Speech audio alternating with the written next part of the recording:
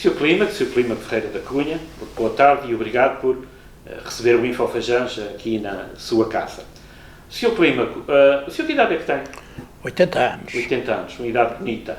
O senhor é natural de onde? Aqui da freguesia de Calheta. Mesmo da freguesia de Calheta? Da freguesia, da zona da Rua Nova, portanto, pertencendo à freguesia de Calheta. Da Calheta. A sua infância foi passada, a sua família era ligada ao quê? À lavoura, ao comércio? Como é que era? Ligada à lavoura. Tínhamos vacas, bois, ovelhas, cabras, tudo isso. E sempre, de criança, foi sempre ligado à lavoura. Chegou a trabalhar com bois também? Sim. Sei todo o trabalho referente à lavoura, até que fiz um trabalho sobre isso em termos de escrita. Vamos falar sobre as suas obras. Porque sei construir todos os utensílios da lavoura, desde a canga, o arado, a grade, todos esses utensílios, sei os construir, sei a base para fazer todos esses, porque meu pai era um carpinteiro não bem formado, mas muito jeitoso de mãos, e aprendi com ele a fazer todos esses utensílios. Aprendeu e herdou isso com ele? Sim. E depois, teve sempre, como é que é? Até ao tempo de tropa, sempre estive ligado à lavoura. Depois fui para a tropa, quando fui parar ao ultramar, a Guiné-Bissau, fiz tropa lá durante 2 anos e qualquer coisa, um bocadinho na base aérea de Bissau. Depois, quando voltei, tive algum tempo a trabalhar de carpinteiro marceneiro, porque eu tinha aprendido com o meu pai alguma dessa profissão, e no entretanto comprei uma pequena mercearia, na altura, chamada mercearia, porque era aquele comércio muito tradicional, típico da época. Onde muitos casos iam à venda, não era? Iam à loja? Iam à loja? Sim. Se dizia ir à loja, ir à loja. É porque já tem 70 anos. Sim. A loja dizia-se por uma razão forte, que era assim: quase sempre os estabelecimentos eram nos baixos de uma moradia, e então chamava-se loja. Portanto, tipicamente chamamos loja, ou o resto do chão de uma casa chamamos loja. E então era ir à loja, ir à venda, várias vezes. Há alguns casos pontuais, esses comércios também funcionavam nas salas das moradias, em alguns casos, mas a maioria eram nas lojas. O senhor então diz, comprou então essa loja, essa mercearia? Comprei essa mercearia e fiquei a trabalhar nos baixos de uma casa alugados, pagando renda, na altura 150 escudos mensais, pagando a renda, mas como não tinha dinheiro, foi comprado a crédito, não havia bancos. No ultramar tinha feito todas as economias possíveis, porque fui ensinado a poupar. Ainda hoje uso muito o termo de poupar. Fui ensinado a poupar e todos os dinheirinhos que consegui no ultramar, tinha cerca de 17 contos que ficaram a servir para fundo de maneio. E fiquei a dever esses 45 contos. Quando fiz essa compra, um cunhado meu que na altura queria ir para a América e não conseguia comprador, comprei para lhe pagar à maneira que pudesse ir pagando, sem juros, que foi uma grande ajuda. Foi os meus princípios. Começar sem nada. Estamos a falar em 50 e tal anos, 60 anos? 56 anos de comércio. 56 anos de comércio. Na altura ainda havia, isto é uma curiosidade, mas ainda havia muito o pagamento em géneros, ou seja, as pessoas levavam Sim. Trocava-se ovos por açúcar, havia muito feijão, várias coisas, a troco de outros, a troco do açúcar, do petróleo, ir comprar um quarto de quilo de açúcar. O açúcar vinha em sacos de 50 quilos. Havia aquela forma especial que os senhores tinham de embrulhar em papel de ferro. Ainda hoje tive muita facilidade em fazer esse trabalho e ainda hoje faço demonstrações dessa situação, de fazer a demonstração. Tinha o papel que até se chama papel Kraftner, portanto chamado papel de ferro. que vinha em resmas cortado por medidas certas, era próprio se embrulhava para o tudo, comércio, se farinha, embrulhava açúcar. tudo, não havia o plástico, todas essas coisas. E aí se vendia muito, um quarto quilo de açúcar para uma casa de família. Sim. E depois O açúcar era para condutar. para condutar, tal é o termo perfeitamente. E tu a tentar usar o termo antigo. Muito engraçado é que tudo se vendia a crédito, chamado caderneta, Sim, sim. que tinha mesmo o nome de caderneta, um livrinho com uma medida 10 por 15, mais ou menos, centímetros, em que se anotava o que um quarto de quilo de açúcar, meio litro de petróleo, Os fregueses escudo pagavam ao floral. fim do mês? Ou como é que é? Não, raramente, porque pouca gente tinha ordenado certo, Sim. porque eu, embora a freguesia da Calheta tenha a vila, eu vivia nos subúrbios da vila, Sim. portanto mais relacionado com a vida do campo. Do campo. E então os pagamentos era engraçado, que até funcionava, mas haviam épocas para cada caso. Os indivíduos que tinham as vacas leiteiras, que vendiam o leite para as cooperativas pagavam o leite de cada ano em abril, maio do ano seguinte, que era depois da liquidação do queijo. Sim, sim.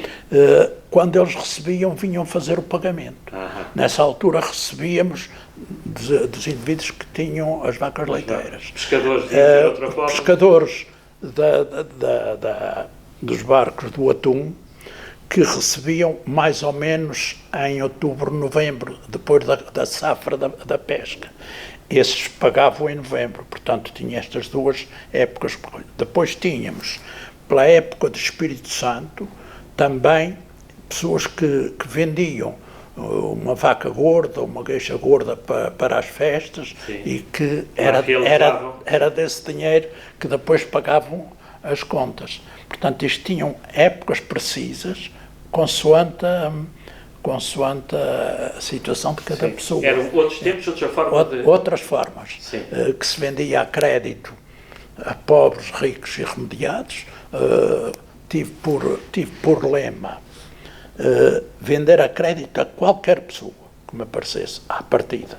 Sim. Houve casos que depois foi preciso corrigir, porque, como é evidente, alguns deixaram de cumprir, mas o mais interessante que deixo registado, que falo disso muitas vezes, é pessoas bastante pobres e que sempre cumpriram muitíssimo bem. Sim. Com mais ou menos dificuldades. A vivência desse tempo, quando hoje se critica, passo o termo, se diz que se ganha pouco, que a vida está má, que não é possível, que o dinheiro não chega, desde o ordenado mínimo, que concordo plenamente que seja pouco, desde um ordenado médio, seja de um professor, seja mas era uma gestão médico, completamente diferente. mas totalmente diferente. Sim. Porque era não ter mesmo. Não ter mesmo, porque não havia qualquer ajuda às pessoas de idade, não havia qualquer subsídio. O Estado era uma pessoa alheia. O Estado não fazia parte do sistema da pobreza. Conheci pobres a pedir esmola porta a porta, pedir um bocadinho de pão, um chamado conduto, que era um bocadinho de linguiça, um bocadinho de queijo. Sim. Até se pedia um molho de lenha, porque a lenha era tão escasso que era o único combustível que tínhamos. Não havia bilhas de gás. Não havia gás, nem nada que se parecesse. Isso quando apareceu... Era uma revolução. No bom sentido. Sim. Roubar um pau de lenha poderia dar... Era um caso de polícia. Chegava a ser um caso de polícia, um pau de lenha. Era valorizada nessa altura. Valorizava. Tudo isso tinha tal valor. Portanto, não há comparações possíveis.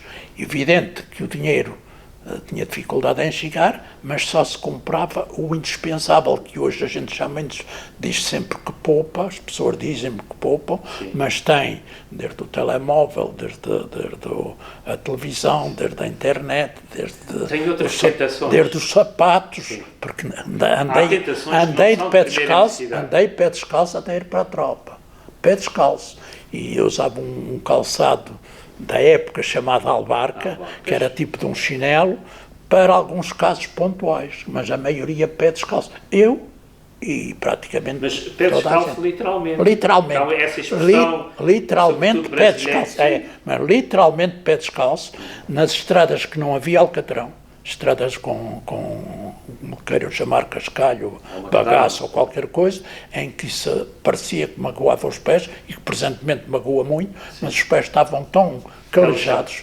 que era assim. E então poupava-se em tudo. Portanto, não havia serviço de lixo. Mas não era necessário. Porque todas as coisas que sobrassem tinham uma utilidade. Havia uma reciclagem. Um aproveitamento de reciclagem natural. à própria pessoa. Sobrava pontinhas de madeira, disto, daquilo, era juntar para usar na cozinha. Restava um bocadinho de verga, guardava-se que era para amarrar o portão. Um bocado de chapa servia para uma outra coisa. Agora, deixa estar que depois vou ali, por exemplo, hoje, ali ao seu clima de comprar. Sim, vai uma coisa. Portanto, o comprar era o mínimo possível. Comprava-se pouco. Portanto, sim, voltamos atrás à sua mercearia. A sua mercearia, na altura, não tinha nome ou era a mercearia do seu clima?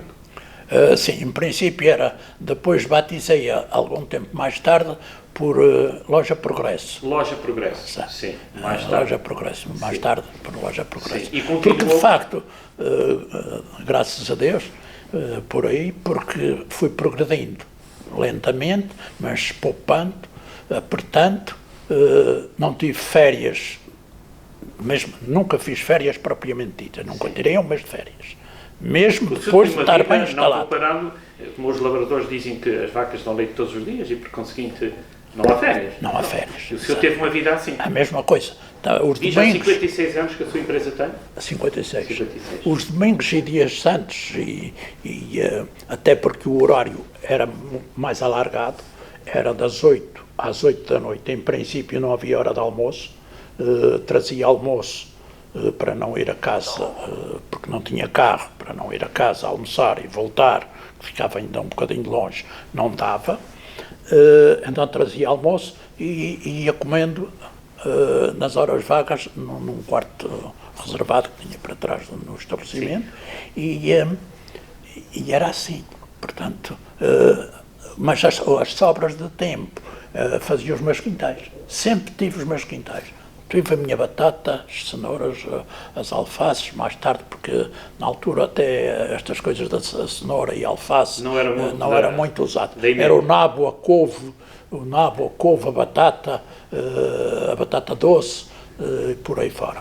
Portanto, hoje a sua empresa, porque o senhor não está aposentado, o senhor simplesmente mudou de atividade, eu agora passo uns tempos lá e outras vezes por casa ou fazer outra coisa qualquer, mas o senhor é uma pessoa muito dinâmica. A sua empresa hoje tem o nome que tem, o nome, quando digo, e a amplitude e o tamanho que tem, o senhor é que fez esse nome. Toda a gente diz-me, a loja do seu clima. Sim. O senhor, isto agora é uma opinião minha, embora o jornalista não deve dar opinião, mas eu também sou seu amigo e seu conhecido há muitos anos, o senhor é uma pessoa afável. O senhor é uma pessoa que, à partida, confia até desconfiar. Esta foi algumas de características que o senhor tem que fez-se ingrar o negócio e que ele chegou ao que está hoje? Sem dúvida.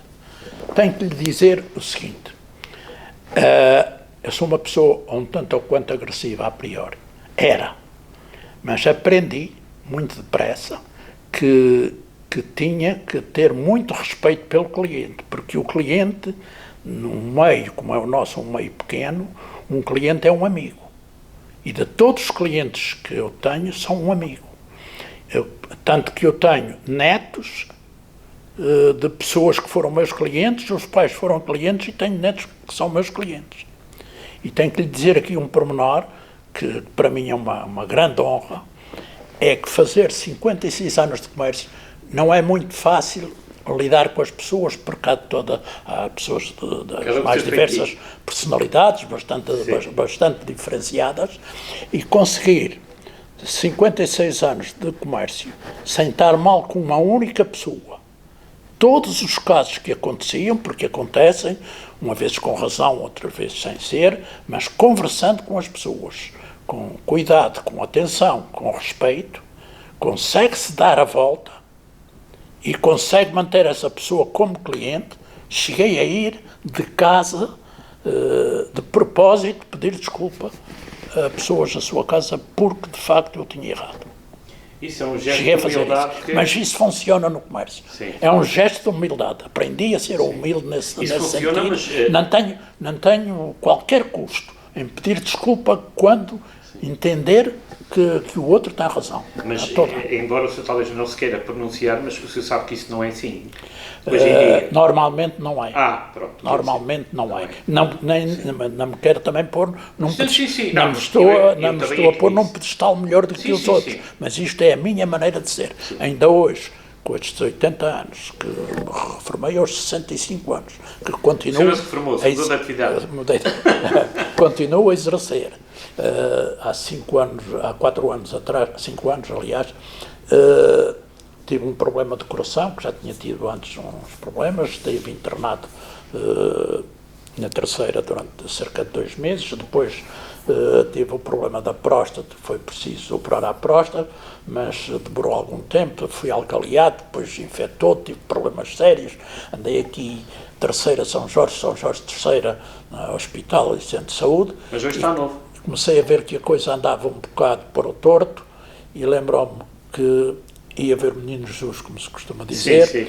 E passei a empresa, como só tenho 2 filhos, que trabalham lá desde sempre a trabalhar, desde a sua idade de trabalho, e passei a empresa para o nome dos filhos, dos 2 filhos. A empresa continua aparentemente no meu nome, mas são eles os sócios. Mas palavra de clima que deve ser palavra de clima. Sempre mantém-se isso. Ok. Porque os próprios eu até disse filhos, clima, que não disse o clima. Os próprios filhos não quiseram tirar o nome de clima. Sim. Tenho um neto com 30 anos também a trabalhar na empresa, mas eu todos os dias tenho que ir à empresa. Sim. E eles são idóneos, são responsáveis, são capazes, negociam muito bem, funciona bem, a empresa está muito bem, mas de vez em quando vem perguntar ao pai uma opinião, quando é uma compra maior, uma coisa, o pai o que é que diz? Claro. E eu às vezes digo qualquer coisa. O senhor foi o fundador e o homem que manteve o sucesso que a empresa tem até hoje. A empresa foi o meu segundo casamento, portanto, para além da mulher, a empresa não posso prescindir dela, tem que estar lá. Sim, mas Chega lá o senhor, chega um outro senhor, posso não fazer nada, tenho dias que pouco faço. Estou no escritório, não faço trabalhos pesados. Mas dizer que a presença do dono engorda o porco. Não estou a chamar os seus clientes para porque também sou seu cliente da empresa. Mas a sua presença é fundamental, acredito que sim. Eu acho que é porque as pessoas chegam, veem os meus funcionários, que estamos hoje com 17 funcionários, os 2 filhos e o neto, portanto 20 pessoas, chega uma pessoa, primeira coisa, vai conversar com o senhor Clima, que até não gosto que me chamem de senhor. Mas não gosto toda a gente, e eu também. Mas talvez dado à idade, não isso não tem a ver com a idade, tem a ver com o respeito também. Mas as pessoas têm que me cumprimentar, mande sentar, tem uma cadeira logo para a pessoa se sentar, posso nesse dia não fazer mais nada para os filhos, porque estou lá para passar o tempo, posso ajudar naquilo que for possível, mas também estou para conversar com as pessoas, viver com as pessoas, porque foram elas que me deram a vida. Infelizmente hoje. Bem, vamos passar aqui uma outra faceta, a sua, que o senhor tem dedicado ultimamente, se calhar nessa fase agora com mais tempo, embora se dedique muito tempo à empresa, tem a ver com a parte da escrita e com a publicação de livros. Uma pergunta muito direta. O senhor considera-se um historiador? Não. Nem historiador, nem escritor. Primeiro, tenho que me identificar nesse campo, que é assim. Eu não tenho formação académica. Portanto, sem se ter uma formação, não se poderá ser um bom escritor, não se poderá ser um bom historiador. Portanto, falta-me esse lado. Escrevo, posso dizer, talvez um termo não seja, sou descarado, escrevo aquilo que vejo, que me vai na alma e fica escrito para que alguém, pelo menos, fique registado as mais diversas situações que vou encontrando. Sim, mas faz compilação de acontecimentos. De repente eu olho para uma coisa qualquer e aquilo dá-me inspiração para fazer um artigo. Então pode não ser um historiador talvez, com um grau académico, mas na prática o senhor faz isso. Sim, sim. Mas posso, adiantar um pouco, recuando um pouco, aliás, eu gostaria muito de ter estudado. Não estudei, porque fui fazer, na altura fazia-se o exame de admissão aos liceus, sim, em que fui à terceira fazer o exame de admissão, estudei aqui com uma senhora professora durante um ano, meu pai pagava 70 escudos a essa senhora, depois fui fazer o exame com dificuldade, porque ir de barco, não havia avião, não havia mais nada, não havia telefone, para a terceira não se conseguia fazer ligação, coisa, vai de barco, havia lá um senhor conhecido que meu pai mandou uma carta para ficar em casa dele, resumindo, fiz o exame de admissão, passei com 17 valores, já vinha convencido que ia ser um professor, um doutor, já achava que isso era uma coisa.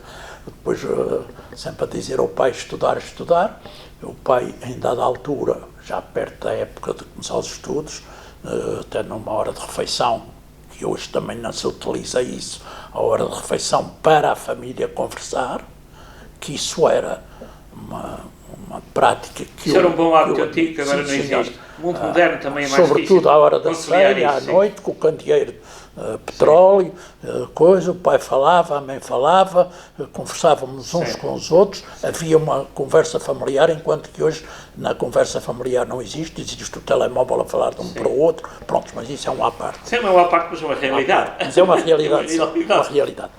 Quando meu pai me diz que eu não poderia estudar e que só ia perceber isso um dia que tivesse filhos. Pronto. Que fiquei intrigado com a situação, um miúdo com 11 anos, o que é que isto quer dizer, que será daqui? Olha, porque eu explicou então que tinha 5 filhos, não tinha hipótese de dar estudo aos 5 filhos, não ia dar a um o que não pudesse dar aos outros. Sim. Quando tive os meus filhos percebi perfeitamente, e hoje respeito a opinião do meu pai. Sim, sim. Até me comove esta situação do meu pai, porque ele queria tratar todos por igual. Todos por igual. Sim, todos por igual. Eu compreendo. Dessas obras que o senhor tem publicado, têm sido públicas, são várias, o senhor tem ao seu lado aí algumas, quer destacar, pegado no livro?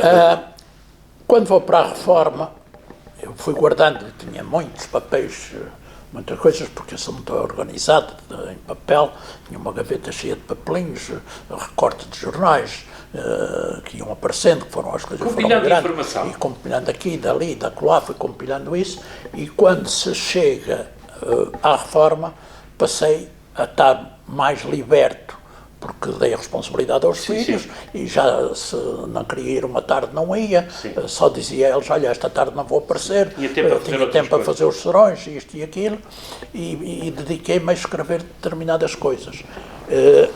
Comecei por escrever um livro que lhe chamei Recordando o Passado. Pode virar a capa aqui para a frente, se faz favor, isso. Recordando o Passado. Esse livro, de uma forma muito simples, Recordando o Passado... Sim.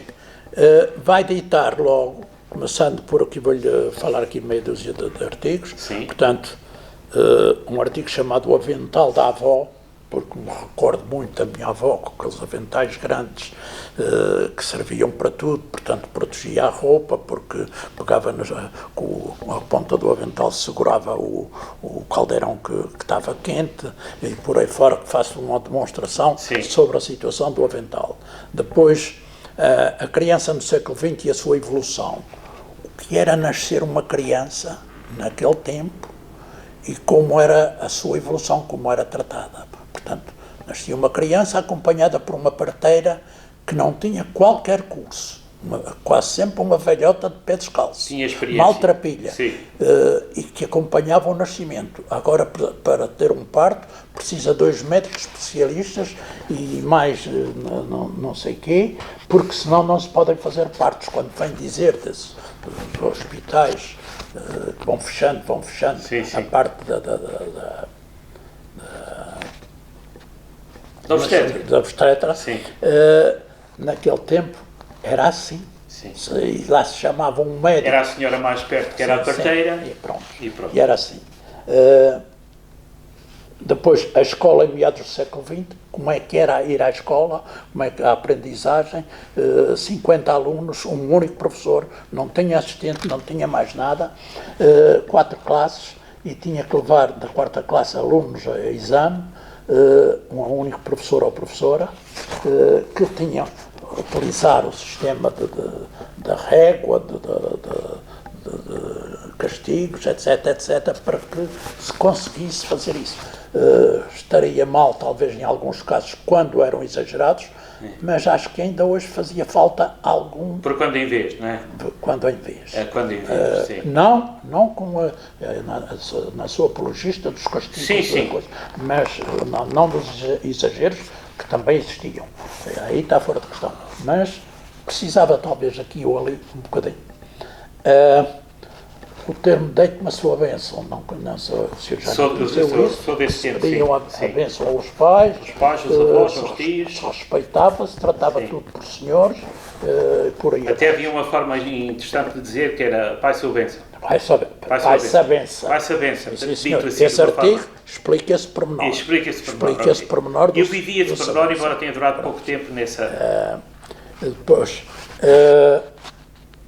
o Pão por Deus, fazer o pedido de Pão por Deus, que até é uma coisa muito engraçada, porque agora está as escolas incentivaram isso. Pois, as escolas, sobretudo da área do inglês, é que... Agora está a melhorar um bocadinho, teve uns anos perdido, está bastante Estava muito a promover o Halloween e deixar o Pão por Deus. Tem uma história grande sobre isso, mas isso talvez não convém agora entrar nela, porque é muito demorosa. Jogos e brinquedos antigos, com o que é que a gente brincava? Os bois de sabugo, o arco, as coisinhas mais simples, tudo brinquedos que nós teríamos que inventar e fazer com a nossa mão. E estávamos felizes com mais simples. E até fiz um artigo mesmo de todos os brinquedos desse tempo, como eles funcionam, por aí fora. A trovoada de há 50 anos, outra coisa que estava completa, amedrontava-se que a trovoada eram castigos de Deus, que são efeitos da natureza, não tem nada a ver com Deus, com todo o respeito, mas não tem nada a ver com Deus. A criança vivia amedrontada com a trovoada, porque os pais já tinham sido amedrontados. Quando começavam a trovoada, toda a gente se assustava. Havia falta de explicação racional das coisas. Sim, senhor. Em nossa casa, tínhamos na sala de entrada, que se chamava sala, o quarto maior da casa, tinha numa parede um crucifixo, começava a trovoada, logo a mãe mandava todos para ali joelhar e começar a rezar. E depois dizer uma oravilha relativa a Santa Bárbara, que ainda hoje sei de cor. Ainda a sei de cor, lhe posso dizer de cor. Que era... rezávamos Pai Nosso, Ave Maria, Santa Maria, e depois Santa Bárbara Virgem se vestiu e calçou, pelos caminhos do Senhor andou, encontrou o Senhor e o Senhor lhe perguntou: ó Bárbara, tu onde vais? Ó Senhor, eu ao céu vou, desmanchar a trovoada que vós lá tendes armada. Pois vai, Bárbara, e deita ao monte maninho, onde não haja pão nem vinho, nem pedrinha de sal, nem coisa que faça mal. E novamente Pai Nosso, Ave Maria, Santa Maria. Depois, no entretanto, melhorava a trovoada, tinha sido porque tínhamos rezado. Portanto, fosse ou não fosse, faz parte de uma crença da fé, tudo isso, que era fruto dessa época. Sr. Clima, o nosso tempo vai chegando para o fim. Eu queria perguntar... Tem aí... Portanto, depois escrevi sobre as Fajãs, historial sobre todas as Fajãs. Que são 74, não é? 76. 76. Fiz uma... Eu digo 74, 76 porque já vi 71, número 74, já vi o número 76. Até há mais. Até há alguns dizem mais, mas depois mas como Fajãs, até como Fajãs, os 76 também não está correto, porque algumas não chegam a ser Fajãs, porque são uma pequena Fajã dentro da outra, por aí fora. Mas pronto, as Fajãs, depois o historial delas, quanto as que têm ermidas, quais são as ermidas, etc, por aí abaixo, esse trabalho. Depois sobre o Divino Espírito Santo. O culto ao Divino Espírito Santo. Foi um trabalho que gostei muito de fazer, porque é bastante diferenciado de lugar para lugar. O senhor é oriundo de Santo Antão, do Topo, portanto, conhece o sistema de festas, vem à calheta e não vai perceber absolutamente nada. Sim, Portanto, sim. a gente Eu hoje, felizmente, percebo-as todas, já acompanhou. Vida, mas, sim, já sim, acompanhou. mas tem razão. Mas já Se o viu senhor está a dizer, o diferencial. É verdadeiro. Tive que fazer entrevistas com a pessoa de cada lugar Sim. e ainda hoje tenho dificuldade Sim. em perceber Santo Sim. Antão, perceber Pois. Vila do Togo, perceber Norte Pequeno, que são totalmente diferentes. Sim. Um trabalho sobre toda a ilha, Sim. nesse aspecto. Depois faço um almanaque desde o ano 2012, um almanaque que sabe o que é o almanaque, Sim. portanto falando do Mas tempo. para quem está a ver e ouvir, de uma forma simples, o que é o almanaque? O almanaque trata a partida de toda... começando por fazer o relacionamento dos dias do ano. Sim. Depois o tempo que irá acontecer são previsões. Sim. Se as previsões hoje conseguem-se ir buscar à internet as previsões. Depois tem conselhos para a agricultura. Sim. Conselhos que fala depois da situação de sementeiras, quando deve semear isto, quando deve plantar aquilo, quando deve colher, tudo isso são situações que pertencem ao almanaque. E depois nesse almanaque reúno mais uma série de coisas que são... Tenho um relatório de todas as igrejas e ermidas da nossa ilha, onde elas estão, quantas são. Temos 14 igrejas, 35 ermidas e 6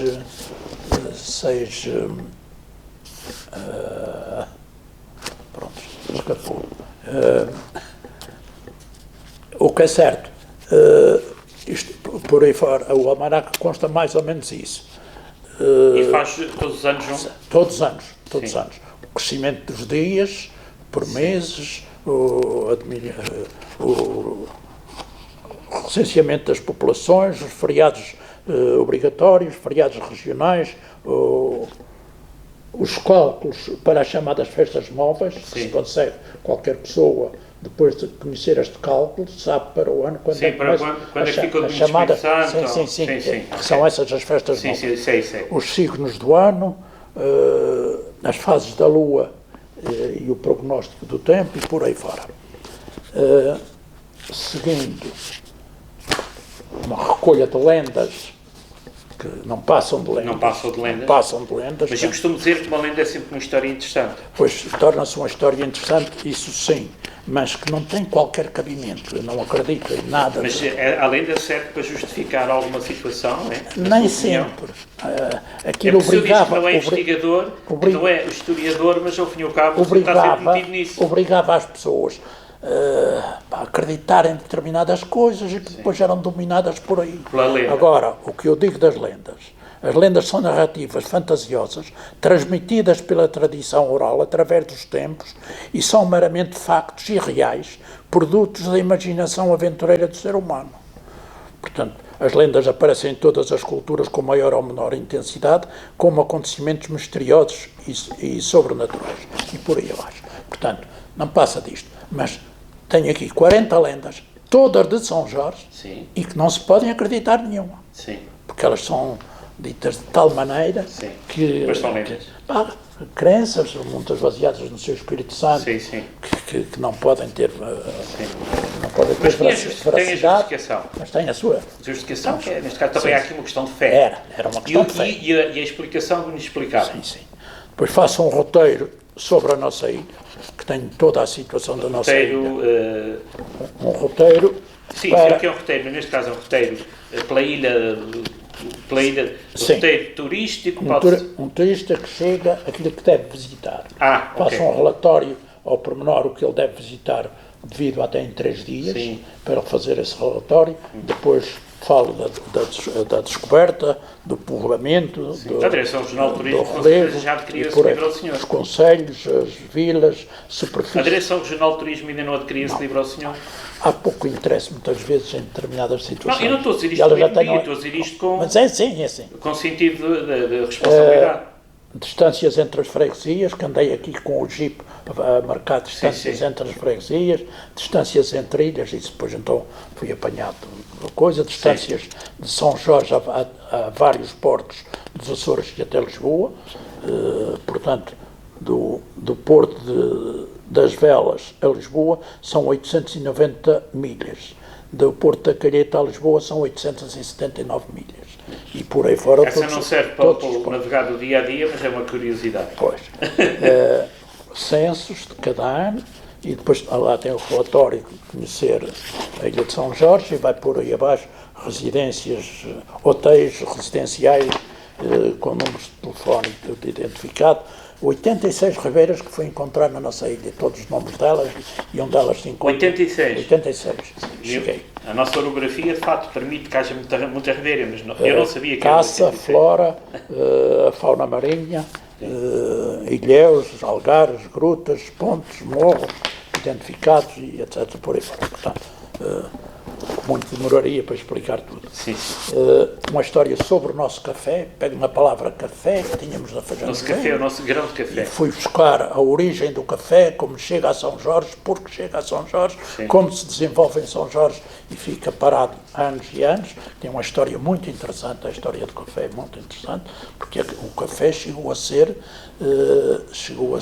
tão proibido, que era pior do que hoje a droga.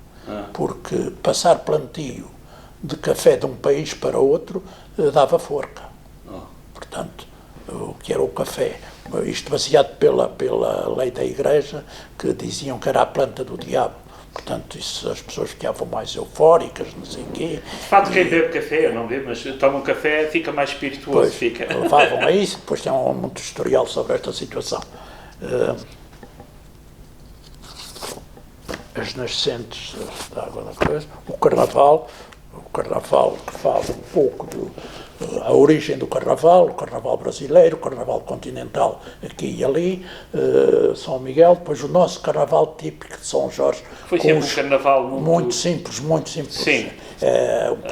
Os georgienses nunca foram muito efusivos. Ilha de Esteira é outra coisa. Enviar farinha, pedir uma máscara feita de cartão, com um espeto de pau para ir pedir as filhos porta a porta, mas falo isso ao pormenor. O carnaval de georgienses é um pouco a imagem semelhante da nossa maneira de ser. Sim. Festa de estrombócios mais localizado. O queijo, peguei na palavra queijo e fui à origem de se fazer o queijinho em casa com 1 litro de leite, com o coalho feito artesanal. Não existia um coalho já à venda. O coalho era feito a partir do estômago de um cabrito. Uma cabra fazia a sua aparição, dava-se mamada ao cabrito o mais possível, matava-se o cabrito, atava-se o estômago e era metido dentro de uma tigela com vinagre. Estava ali 3 semanas e o vinagre com o leite criava enzimas que criavam um líquido amarelado que depois guardavam numa garrafa e esse líquido é que fazia coalhar a fermentação do queijo. Iam utilizando... Explicado ao pormenor, como o senhor explicou, para quem come queijo vai pensar duas vezes. Eu sei disso, mas eu gosto muito de queijo e vou continuar a comer. Vai porque... Vou. Não, porque se fosse ver um fabrico de queijo, ou fosse ver o desnatar a manteiga, chamava-se desnatadeira manual, o senhor se visse fazer a manteiga, não comia mais manteiga. Sim, eu sei, já vi. Portanto, sei o que é. Pronto, isto é um pormenor só da coisa. Mas era assim. E o queijo era assim. Até o próprio cincho, o cincho que é a base... A forma onde se mete a coalhada para fazer o queijo. Era feito com, não sei, aqui lhe chamam corriola, filhaça. Chama barbante. Sei o que é. Fazia essa coisa e atava com uma lenha ou coisa, e esse é que servia de cincho para esses queijinhos pequenos. E depois era metido na francela para escorregar, depois com um bocadinho de massa de pimenta. E ainda hoje continua a ser muito bom. Por aí fora. Mas isso é o pormenor até ao sistema do arrendamento das nossas pastagens. Por canadas. Por canadas de leite, como chega e porque chega, e a razão da existência, que é fantástica. Devemos fazer outras entrevistas mais detalhadas. Notas históricas e outras coisas mais, que também são muito interessantes. Jogos e brinquedos, todos os jogos que eu conheci na época, que eram muitos mesmo. Eu ainda me lembro dos bois de sabu. Mas, começando pelo birro, pelo peão, pelo botão, pela bilharda, pelo saco, da tração à corda, da berlinda, do lobo, das andas, o pica-taleixa, o balamento, o bela-flor. Já não se já não viste, apanhou penso isso. eu. Não, apanhei, mas estou a falar agora. Sim, já apanhei agora o Parlamento desapareceu. de Bela-Flor. Depois, Falar agora, acho que não. jogos feitos em casa por rapazes e raparigas, sobretudo o jogo do lenço, aqui há lume, das prendas, do anel, quem foi que bateu, da cabra cega, e por aí abaixo, e descrevo como se faz esses jogos, todos. Dá-me muito gozo levar isto ao pormenor. Antigas artes e ofícios, que tínhamos muitas artes que foram desaparecendo, que a maioria desapareceram, mas que... Histórias, 100 histórias para crianças. Isto baseado nos 100 histórias, está a falar 100 o número. 100. O número 100 histórias. Número 100. Retirado, isto é um apanhado dos livros do meu tempo, da primeira, segunda, terceira e quarta classe. Que conta, portanto, aprendíamos a ler baseado numa história. O livro de leitura era sempre baseado numa história. Essa é uma forma de ensino. Forma de ensino que nos dava-nos gozo saber a história. Sim. E depois, quando líamos quase de cor. Porque a história ficava-nos... Já tinha sido contada. E consegui 90 histórias, faltavam-me 10. E então tenho 2 netos e cada um teve que inventar 5 histórias à sua maneira. E depois tenho 5 histórias de um neto e 5 histórias da neta. E assim tem 100 histórias. Completar as 100 histórias. Completar as 100 histórias. Versando fábulas do passado é também retirado dos livros, mas tudo em verso, as mais diversas coisas, portanto... um monte de coisinhas, com a fotografia do meu tempo de escola. 50 alunos, isto em 1952, com uma única professora. E era uma turma. E essa professora não se queixava que tinha alunos Não, mais? não se queixava porque não podia queixar. Não se podia Ninguém queixar. se podia queixar. Ninguém se podia queixar. Nem em casa a gente se podia Não, eu sou a favor dos professores. Eu acho que sim, que eles têm coisas que têm razão. Outras já às vezes nem tanto, mas isso é outra história. Pegam processo. Mas é a mediatização a que não, faz. Talvez não pequem processo, eu digo processo baseado num passado. Sim, sim. Quando vem dizer, seja quem for, que vem dizer que a vida está má, que vem dizer tanta gente, hoje não se pode ter um filho. E há 60 anos, 70 anos podia-se ter 10. Mal. Eu discordo de ter 10 quando não se lhe pode dar a assistência. Mas o senhor também sabe, como eu, compreendo que isto tem que ser assim. Há 60 e 70 anos era o que o nosso senhor quisesse. Era. Mas como uma mulher, como qualquer mulher, diz que tem muito trabalho, está muito cansada. Sim. Ela na cozinha tem aparelhos para tudo. Sim. Ela diz, ainda tem que lavar a roupa. Não tem que lavar roupa nenhuma. Ela só tem que enviar a roupa para dentro da máquina. Ainda tem que tirar da máquina e passar para a máquina de secar. E está feito. Quando acartar a água, ou ir para os postos de lavar, ou para as ribeiras, sim, esfregar, ir para lavar roupa, sim. Que nem detergentes havia, apenas sabão branco e azul, mais nenhum. O sabão branco e azul servia para tudo. E o sabonete que só era usado ao domingo. Portanto, veja como é que é a situação. Mais livros tem aí? Crenças, mitos e superstições, que fui fazendo recolhas, que não acredito em nenhuma. Sim. Eu sou contra, não acredito que são mitos em nada, e superstições. Todas as superstições, não acredito em nada. Ler a sina, os milagres, a sorte, os rituais, tudo isto, os adivinhos, não há adivinhos nenhuns, ninguém adivinha. Ninguém adivinha, para mim ninguém adivinha. Os curandeiros, que estão a desaparecerem ainda bem, não há curandeiros. Houve casos aqui em São Jorge. Houve casos até complicados. Sim, mas não por culpa de curandeiro, mas para quem ia o curandeiro, talvez, não sei. Também não quero entrar por aí. Sim. Cartomância, o trevo de 4 folhas, a figa, a ferradura atrás da porta. Sim, a ferradura não tem qualquer efeito, não tem nada a ver. O número 13 não tem. Sim. Sexta-feira 13. Muito, nem os gatos pretos atravessarem. Gatos pretos, meu pai era um doente. Essas coisas, andava com aquele gato preto, que até tem uma história muito grande de gatos pretos, mas também não. Para finalizar, se eu tenho aí sobre a Ermida de Bom Jesus, resumo das pandemias, do passado que tivemos pandemia, quem falou da nossa pandemia, pandemias de São Jorge. Sim, para mim, estão escritas. Já está aí a de 2020? Não. Sim, vagamente. Vagamente. Porque aí não posso entrar em pormenor. Mas tenho É preciso deixar passar o tempo mais. Mas tenho antigas, coisas que foram muito piores, Sim. porque não havia condições. Sim, as condições também agora eram outras. No Morro das Velas, as pessoas serem destacadas para trás do morro e irem pôr a comer lá em cima de um muro ou uma roupa, mas não se podiam encontrar com as famílias, morriam lá assim. Portanto, a peste e outras pandemias que têm uma descrição sobre isso, que é uma coisa brutal. Brutal. Eu digo horrorosa porque hoje a malta jovem usa uma coisa brutal ou uma coisa muito boa. Sim. É a nova linguagem. É brutal, deu um concerto brutal. Por isso é que eu estou a dizer horrorosa. O resumo das crises sísmicas nos Açores, acompanhei esta mais ou menos e fui buscar todas as que pude encontrar, 66 crises sísmicas nos Açores, que fomos tendo por aí fora. Maior ou menor relevância? Maior uma em São Miguel, que morreu cerca de 4.000 pessoas, em 1757, neste concelho, que morrem cerca de, eles dizem 1.350, mas os outros que morreram por ferimentos que no entretanto morreram, devem rondar os 1.500. Num concelho desta dimensão é brutal. Coronografia e desastres naturais nos Açores, peças e utensílios em vias de extinção, extintas ou em vias de extinção, e um trabalho sobre o solar de Santo António.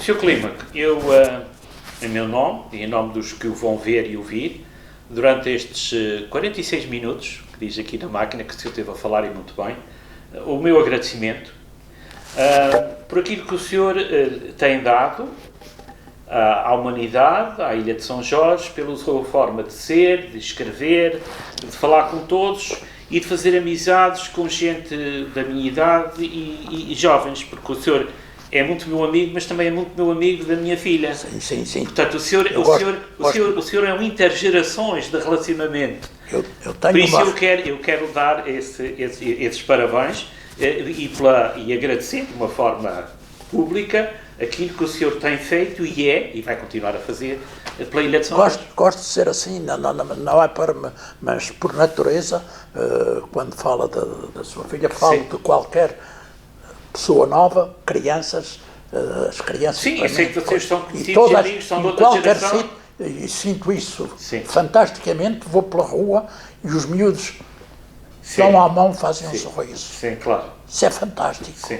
Uma pessoa com a minha idade, que acompanha com as crianças nesta situação, não sou nenhum herói, não sou isto, não sou aquilo. Mas tem um jovem tenho um prazer de ter esta ligação com as pessoas. Tem um jovem dentro de si. Ok. Sr. Clímaco, muito obrigado, sim?